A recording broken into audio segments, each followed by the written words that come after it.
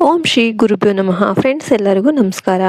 ಪ್ರೀತಿಯ ಮೇಷರಾಶಿಯ ಜನರೇ, ನಿಮ್ಮ ಜೀವನದಲ್ಲಿ ದೊಡ್ಡ ತಿರುವು ತರಬಲ್ಲ ಒಂದು ಅದ್ಭುತವಾದ ರಹಸ್ಯವನ್ನು ಇಂದು ನಾವು ತಿಳಿದುಕೊಳ್ಳಲಿದ್ದೇವೆ.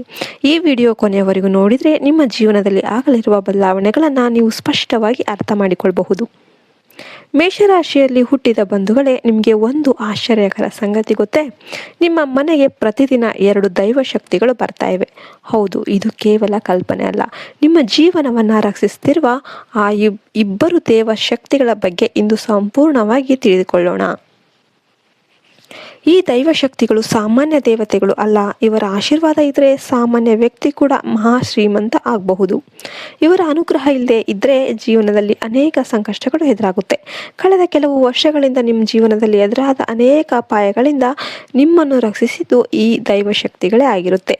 ಮೇಷರಾಶಿಯವರೇ, ನಿಮ್ಮ ಸುತ್ತಮುತ್ತ ಇರುವ ಎಲ್ಲರೂ ನಿಮ್ಮ ಯಶಸ್ಸನ್ನು ಸಹಿಸಿಕೊಳ್ಳೋದಿಲ್ಲ. ನೀವು ಮುನ್ನಡೀತಾ ಇರೋದನ್ನು ನೋಡಿ ಕೆಲವರು ಒಳಗೆ ಅಸೂಯೆ ಪಡ್ತಾರೆ. ನಿಮ್ಮ ಬದುಕನ್ನು ಹಾಳು ಮಾಡಲು ವಿವಿಧ ರೀತಿಯ ಕುತಂತ್ರಗಳನ್ನು ಪ್ರಯತ್ನ ಮಾಡ್ತಾ ಇದ್ದಾರೆ. ಆದರೆ ನಿಮ್ಮ ಮೇಲೆ ಈ ದೈವ ಶಕ್ತಿಗಳ ಕೃಪೆ ಇರುವವರೆಗೆ ಯಾರೂ ನಿಮಗೆ ಏನು ಮಾಡೋದಕ್ಕೆ ಆಗೋದಿಲ್ಲ. ಬರುವ ಕೆಲವು ದಿನಗಳು ಮೇಷರಾಶಿಯವರಿಗೆ ಅತ್ಯಂತ ಅದೃಷ್ಟಕರವಾಗಿರುತ್ತೆ. ನಿಮ್ಮ ಜೀವನದಲ್ಲಿ ದೊಡ್ಡ ಅದ್ಭುತ ಸಂಭವಿಸಬಹುದು. ಆದರೆ ಇದೇ ಸಮಯದಲ್ಲಿ ನೀವು ತುಂಬ ಎಚ್ಚರಿಕೆಯಿಂದ ಇರಬೇಕು. ಯಾಕೆಂದರೆ ನಿಮ್ಮ ಹತ್ತಿರದಲ್ಲೇ ಕೆಲವು ಗುಪ್ತ ಶತ್ರುಗಳು ಇದ್ದಾರೆ. ಅವರು ನಿಮ್ಮ ಕೆಲಸಗಳನ್ನು ವಿಫಲಗೊಳಿಸಲು ನಿರಂತರವಾಗಿ ಪ್ರಯತ್ನ ಮಾಡ್ತಾ ಇದ್ದಾರೆ.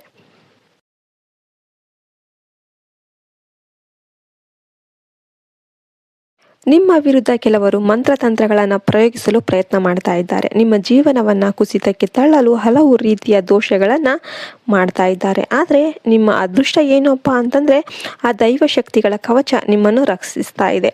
ಅವರ ಕೃಪೆಯಿಂದಲೇ ನೀವು ಇಂದು ಸುರಕ್ಷಿತವಾಗಿ ಬದುಕ್ತಾ ಇದ್ದೀರಿ. ಆ ಇಬ್ಬರು ದೈವ ಶಕ್ತಿಗಳು ಯಾರು ಗೊತ್ತಾ? ಅವರು ಬೇರೆ ಯಾರೂ ಅಲ್ಲ, ನಾಗದೇವತೆಗಳು. ಹೌದು, ನಾಗದೇವತೆಗಳ ಆಶೀರ್ವಾದ ನಿಮ್ಮ ಮೇಲೆ ಇದೆ. ಅವರು ನಿಮ್ಮನ್ನು ಪ್ರತಿಯೊಂದು ಅಪಾಯದಿಂದ ಕಾಪಾಡ್ತಾ ಇದ್ದಾರೆ. ಆದರೆ ನಾಗದೇವತೆಗಳ ಕೃಪೆ ಸದಾ ನಿಮ್ಮ ಮೇಲೆ ಇರಬೇಕಂದ್ರೆ ನೀವು 2 ಪ್ರಮುಖ ತಪ್ಪುಗಳನ್ನು ಮಾಡಬಾರ್ದು. ಮೊದಲ ತಪ್ಪು ಅಂತ ಹೇಳೋದಾದರೆ, ನಿಮ್ಮ ಕಣ್ಣಿಗೆ ಏನಾದರೂ ಹಾವು ಕಾಣಿಸಿದರೆ ಅದನ್ನು ಕೊಲ್ಲೋದಕ್ಕೆ ಹೋಗಬೇಡಿ. ಸಾಧ್ಯವಾದರೆ ಅದನ್ನು ದೂರ ಹೋಗಲು ಬಿಡಿ. ಹಾವುಗಳನ್ನು ಕೊಲ್ಲೋದು ನಾಗದೇವತೆಗಳಿಗೆ ತುಂಬ ಅಪ್ರಿಯ. 2ನೇ ತಪ್ಪು ಹೇಳೋದಾದರೆ, ನಾಗದೇವತೆಗಳಿಗೆ ಗೌರವ ತೋರಿಸದೇ ಇರುವುದು. ಪ್ರತಿ ಪೌರ್ಣಿಮೆ ದಿನ ನಾಗದೇವರ ದೇವಾಲಯಕ್ಕೆ ಹೋಗಿ ಭಕ್ತಿಯಿಂದ ಹಾಲು ಸಮರ್ಪಿಸಿದರೆ ಅವರ ಕೃಪೆ ಹೆಚ್ಚಾಗುತ್ತೆ.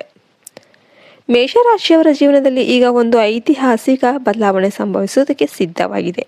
ಸುಮಾರು 600 ವರ್ಷಗಳ ನಂತರ ಗ್ರಹಗಳ ಸಂಚಾರದಲ್ಲಿ ವಿಶೇಷ ಬದಲಾವಣೆ ಅನ್ನೋದು ಸಂಭವಿಸ್ತಾ ಇದೆ.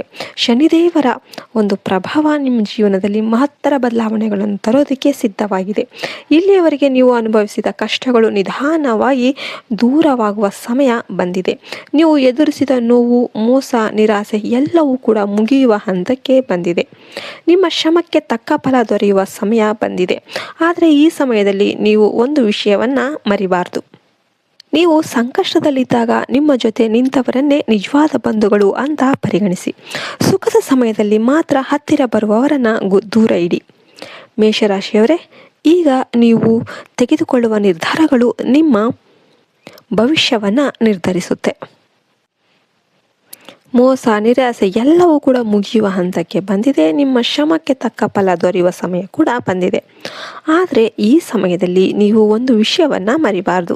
ನೀವು ಸಂಕಷ್ಟದಲ್ಲಿದ್ದಾಗ ನಿಮ್ಮ ಜೊತೆ ನಿಂತವರನ್ನೇ ನಿಜವಾದ ಬಂಧುಗಳು ಅಂತ ಪರಿಗಣಿಸಿ. ಸುಖದ ಸಮಯದಲ್ಲಿ ಮಾತ್ರ ಹತ್ತಿರ ಬರುವವರನ್ನು ದೂರ ಇಟ್ಬಿಡಿ. ಮೇಷರಾಶಿಯವರೇ, ಈಗ ನೀವು ತೆಗೆದುಕೊಳ್ಳುವ ನಿರ್ಧಾರಗಳು ನಿಮ್ಮ ಭವಿಷ್ಯವನ್ನು ನಿರ್ಧರಿಸುತ್ತೆ. ಭಾವನಾತ್ಮಕವಾಗಿ ತೆಗೆದುಕೊಳ್ಳುವ ನಿರ್ಧಾರಗಳು ತಪ್ಪಾಗಬಹುದು. ಆದ್ದರಿಂದ ಯಾವುದೇ ಕೆಲಸ ಮಾಡುವ ಮೊದಲು ಶಾಂತವಾಗಿ ಯೋಚನೆ ಮಾಡಿ. ವಿಶೇಷವಾಗಿ ಹಣಕಾಸು ವ್ಯವಹಾರಗಳಲ್ಲಿ ತುಂಬ ಜಾಗೃತೆಯನ್ನು ವಹಿಸಿ. ಯಾರಿಗೂ ಸುಲಭವಾಗಿ ಹಣ ಸಾಲ ಕೊಡೋದಕ್ಕೆ ಹೋಗಬೇಡಿ. ನಿಮ್ಮ ಪರಿಶ್ರಮದಿಂದ ಬಂದ ಹಣವನ್ನು ಸುರಕ್ಷಿತವಾಗಿ ಬಳಸಿ. ಈ ಸಮಯದಲ್ಲಿ ಗ್ರಹಗಳ ಅನುಕೂಲ ನಿಮಗೆ ಇದೆ. ಆದ್ದರಿಂದ ಯಾರಾದರೂ ಸಹಾಯ ಮಾಡ್ತಾರೆ ಅಂತ ಕಾಯೋದಕ್ಕೆ ಹೋಗಬೇಡಿ. ನಿಮ್ಮ ಮೇಲೆ ನಂಬಿಕೆ ಇಟ್ಟು ಪರಿಶ್ರಮ ಮಾಡಿದ್ದೇ ಆದರೆ ನೀವು ದೊಡ್ಡ ಯಶಸ್ಸನ್ನು ಸಾಧಿಸಬಹುದು. ಉದ್ಯೋಗ ಆಗಿರಲಿ ಅಥವಾ ವ್ಯಾಪಾರವಾಗಿರಲಿ, ನಿಮಗೆ ಹೊಸ ಅವಕಾಶಗಳು ಎದುರಾಗುತ್ತೆ. ನೀವು ಧೈರ್ಯವಾಗಿ ಮುಂದಕ್ಕೆ ಹೆಜ್ಜೆ ಇಟ್ಟರೆ ಯಶಸ್ಸು ನಿಮ್ಮದಾಗುತ್ತೆ. ನಿಮ್ಮ ಜೀವನದಲ್ಲಿ ನಡೆಯಲಿರುವ ಸಮಸ್ಯೆಗಳ ಹಿಂದೆ ಕೆಲವರು ಹತ್ತಿರದವರೇ ಕಾರಣ ಆಗಿರಬಹುದು.